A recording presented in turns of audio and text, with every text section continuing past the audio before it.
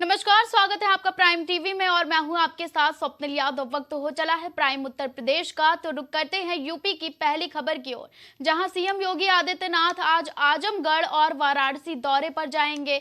CM के कार्यक्रम के मुताबिक आजमगढ़ में सीएम योगी अकबेलपुर में विकसित भारत संकल्प यात्रा कार्यक्रम में शामिल होंगे। इसके बाद राज्य विश्वविद्यालय का निरीक्षण करेंगे। बता दें कि 17 दिसंबर को पीएम मोदी काशी आएंगे और जिसकी तैयारियों का जायजा लेने सीएम योगी काशी पहुंचेंगे। वहीं आपको बता दें कि जहां मुख्यमंत्री समीक्षा बैठक भी करेंगे।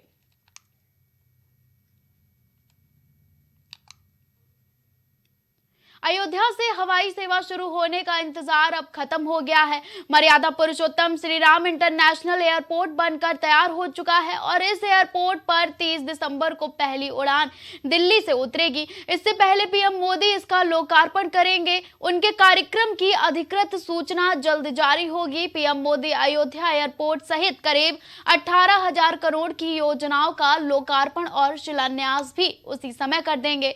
लोकार्पण कार्यक्रम की तैयारियों में जिला प्रशासन, रेल विभाग और एएआई जुटा हुआ है और अयोध्या के लिए पहली उड़ान शुरू करने का सौभाग्य जो मिला है वो इंडिगो एयरलाइंस को मिला है। इंडिगो 30 दिसंबर को 2023 को राष्ट्रीय राजधानी से अयोध्या हवाई अड्डे के लिए उद्घाटन उड़ान का परिचालन करेगी। कंपनी की वाणिज्यिक सेवाएं 6 जनवरी से शुरू होंगी।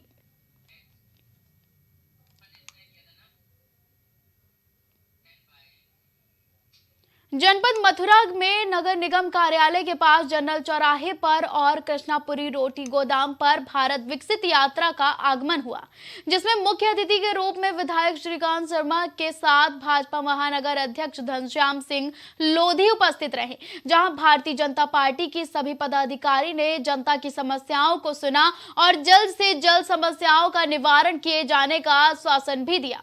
वहीं विकसित भारत यात्रा को सफल बनाने के लिए भारतीय जनता पार्टी युवा मोर्चा के अध्यक्ष यज्ञदत्त कौशिक और क्षेत्रीय उपाध्यक्ष नागेंद्र चाहर ने अपने सैकड़ों कार्यकर्ताओं के साथ पुराना भाजपा कार्यालय जुबली पार्क से बाइक रैली भी निकाली है। आज मंडल सशक्तिकरण कार्यक्रम की बैठकों के बाद आज हर मंडल में बाइक यात्रा का कार्यक्रम रखा गया। मथुरा महानगर में 12 मंडल आते हैं और 12 मंडलों में 12 जगह अलग अलग सभी कार्यकर्ता मिलकर अपनी बाइक रैली निकाल रहे हैं। जी। बाइक रैली कहाँ से कहाँ तक जाएगी? हर मंडल का अलग अलग रूट चार्ट है। बाइक रैली एक मैसेज देता हुआ भारतीय जनता पार्टी की जय और भारत माता की जय करते हुए अपना जो भी रूट होगा वहाँ से निकलेगा। आगे आने वाले चुनावों के लिए आप लोगों की क्या तैयारी है? हम लोग चुनावों में तैयारी नहीं करते। हम जनता के बीच में 12 मास हर मौसम में, हर समय में, धूप सर्दी गर्मी हर समय जनता के बीच में रहते हैं। ये अन्य पार्टियां हैं जो चुनाव के समय जनता के बीच में आती हैं। कौशाम्बी में किसान की 5 बीघा जमीन पर भूमाफियाओं ने अवैध कब्जा कर लिया है। जहां आपको बता दें कि पीड़ित किसान जय सिंह का आरोप है कि संदीपन घाट पुलिस ने उसे थाने में बुलाकर बैठा दिया और भूमाफियाओं ने उसकी जमीन पर अवैध कब्जा कर आलू की फसल को ट्रैक्टर से जुतवा दिया। इतना ही नहीं, पुलिस ने उसका शांति भंग में चालान भी कर दिया, जिसके बाद पीड़ित किसान एसडीएम कोर्ट से जमानत पर छूटने के बाद डीएम और एसपी को शिकायती पत्र देकर न्याय की गुहार लगाई है। थाना संदीपन घाट अंतर्गत एक व्यक्ति का सोशल मीडिया पर वीडियो वायरल हुआ है, जिसमें उसने पुलिस के ऊपर आरोप लगाया है। इस संबंध में जांच में प्रथम दृष्टया यह तथ्य सामने आया है कि एक वृद्ध महिला द्वारा अपनी संपत्ति किसी को वसीयत की गई थी और जिन व्यक्ति द्वारा यह आरोप लगाया जा रहा है उन्होंने इस वसीयत को फर्जी बताकर ऐतराज दाखिल किया हुआ है। इस संबंध में पुलिस द्वारा दोनों पक्षों का निरोधात्मक कार्रवाई की गई है। बाकी विस्तृत जांच राजस्व टीम के साथ की जा रही है। नियमानुसार विधिक कार्रवाई। प्रतापगढ़ में जिला कारागार का निरीक्षण करने पहुंचे महानिदेशक प्रशासन और सुधार सेवाएं, साथ में प्रभारी डीआईजी राजेश श्रीवास्तव, डीएम संजीव रंजन और एसपी सतपाल अंतिल के साथ जेल में उपलब्ध सेवाओं का हाल जाना। इस दौरान महानिदेशक ने बैरकों, अस्पतालों और पाकशाला के साथ ही जेल में बंदियों की शिक्षा व्यवस्था और कौशल विकास मिशन के तहत चलाए जा रहे फूड प्रोसेसिंग ट्रेड में भी प्रशिक्षण प्रशिक्षण प्राप्त कर रहे बंदियों से बातचीत की। जानकारी हासिल करने के बाद जेल से बाहर निकलने के बाद मीडिया को बताया कि जेल में जल्द ही सूबे में सुरक्षा के और तगड़े इंतजाम के लिए आर्टिफिशियल इंटेलिजेंस का इस्तेमाल किया जाएगा और बैरक हाईटेक बनाई जाएगी। साथ ही बंदियों के प्रशिक्षण के लिए कौशल विकास मिशन के तहत एलईडी निर्माण सहित अन्य ट्रेडों के प्रशिक्षण के इंतजाम भी किए जाएंगे ताकि जेल से बाहर निकलने पर उनके पुनर्वास में कोई दिक्कत ना आए और स्वरोजगार करके सामान्य जीवन जी सके। मुख्य उद्देश्य ये था कि यहाँ का सुरक्षा व्यवस्था का चाक चौबंद है या नहीं, और बाकी जो व्यवस्थाएं अंदर होता है जेल के, आप सभी जानते हैं, महत्वपूर्ण है, जो मानवाधिकार रक्षा के लिए भी बहुत जरूरी है।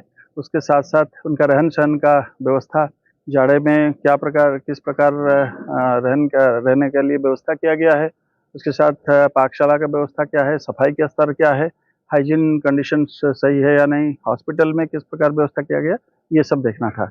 उसके साथ साथ जेल में शिक्षा का जो कार्यक्रम चल रहा है उसका स्तर क्या है, यहाँ पे लाइब्रेरी फैसिलिटीज़ को और इम्प्रूव करना है, बहुत अच्छा नहीं है।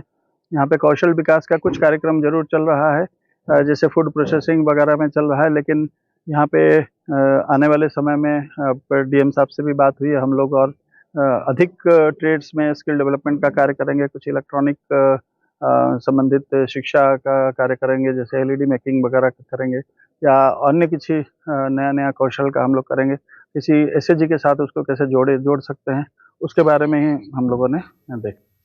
प्याज के बढ़ते हुए दामों को देखते हुए भारत सरकार ने नेपाल में प्याज निर्यात पर 31 मार्च 2024 तक रोक लगा दी है। लेकिन भारत सरकार के द्वारा रोक लगाने के बाद से ही महाराजगंज जनपद के भारत नेपाल सीमा पर प्याज की तस्करी तेज हो गई है।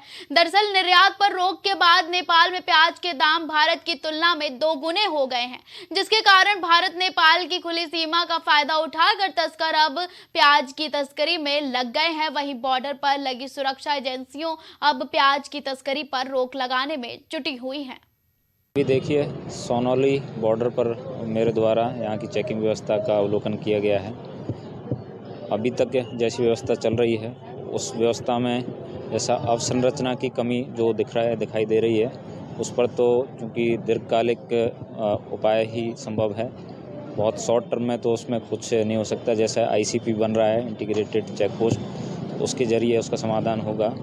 बाकी एसएसबी के जवान बड़ी मेहनत के साथ में यहाँ पर चेकिंग कर रहे हैं और हर संभव प्रयास कर रहे हैं कि प्रत्येक व्यक्ति चेकिंग के बाद में ही भारत में प्रवेश करें। कि डीजीएफटी ने एक नोटिफिकेशन निकाला हुआ है जिसमें 7/12 को ये नोटिफिकेशन निकला था, जिसका इम्प्लीमेंटेशन 8/12 से उसी नोटिफिकेशन में लिखा हुआ है। तो ये जो हमारा प्रतिबंध है इसको 31 मार्च 2024 तक लगाया गया है। सभी गाड़ियां जो हमारे कस्टम्स पोर्ट पे 7 तारीख तक आ गई थी, सिर्फ उन्हीं को अलाउ किया गया है, बाकी सारी गाड़ियों को वापस कर दिया गया है। अलीगढ़ शहर कोतवाली परिसर में 8 दिसंबर को दरोगा मनोज शर्मा द्वारा महिला की गोली मारकर फरार होने पर के मामले में जिलाधिकारी ने जांच एडीएम को सौंप दिया था और एसएसपी ने फरार आरोपी दरोगा पर 50,000 का इनाम घोषित करते हुए कुर्की के आदेश जारी किए हैं। फिलहाल आरोपी की तलाश में पुलिस जुटी हुई है।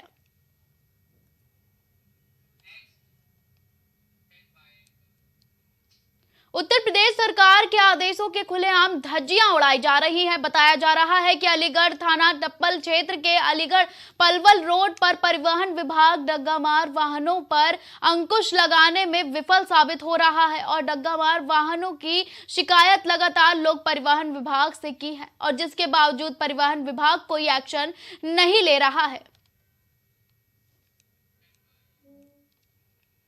बलरामपुर में नरभक्षी तेंदुए का आतंक खत्म नहीं हो रहा है और एक बार फिर नरभक्षी तेंदुए ने एक मासूम को अपना शिकार बना लिया है। बताया जा रहा है कि नरभक्षी तेंदुआ चंद हफ्तों के अंदर कई लोगों को अपना निवाला बना चुका है, जिससे जनपद के कई लोगों में खौफ का माहौल नजर आ रहा है। साथ ही साथ गांव में भी खौफ का माहौल देखने को मिल रहा है और इसके साथ ही वन विभाग के नरभक्षी तेंदुए को पकड़ने के सारे कवायद फेल होते दिखाई दे रहे हैं। उत्तर प्रदेश के जनपद अलीगढ़ के थाना कुर्सी क्षेत्र के जीवनगढ़ में एक दबंग युवक ने मां बेटी के बीच हो रही मारपीट के दौरान बीच बचाव करने पहुंचे पड़ोसी युवक को की गोली मारे जाने का सनसनीखेज मामला सामने आया है। बताया जा रहा है कि बुजुर्ग मां के साथ कलयुगी बेटा मारपीट कर रहा था। इसी बीच मामले में बीच बचाव करने पहुंचे पड़ोसी युवक को कलयुगी बेटे ने गोली मार दी और मौके से फरार हो गया। वहीं सूचना पर पहुंची पुलिस ने घायल युवक को इलाज के लिए मेडिकल कॉलेज में भर्ती कराया है और आरोपी युवक की तलाश करते हुए कार्रवाई में जुट गई है। इनके जी बीच बिचा में गए थे, इनकी गोली मार दी थी और गोली मार के वो फरार हो गया। उसकी माँ आई थी अवाल पैसे देने के लिए, तो वो पैसे दे के और वो माँ भाग गई है। पैसे नहीं, किसमें हो रहा था और कहाँ हो रहा था? झगड़ा उसकी माँ में और बेटे में हो रहा था, वहीं पे उसके घर। ऐसा हुआ था, वो बीच बचाव, वो अपनी माँ के साथ आदतबाजी करने जा रहा था। मोहल्ले के नाते में बीच बचाव करने चले गया, तो मुझसे कहने लग गया तू कैसे आया, तेरी कैसे हिम्मत हुई। तो उन्होंने मेरे पे हाथ छोड़ा, मैंने उसमें धक्का मार दिया। धक्का मार के उन्होंने तो रिवॉल्वर निकाली, जाने कट्टा था जाने रिवॉल्वर थी, ऊपर वाला जाने, उनने मेरे मार दी। फिलहाल यूपी की खबरों में बस इतना ही। देश और दुनिया की तमाम बड़ी और अहम खबरों के लिए आप देखते रहें प्राइम टीवी।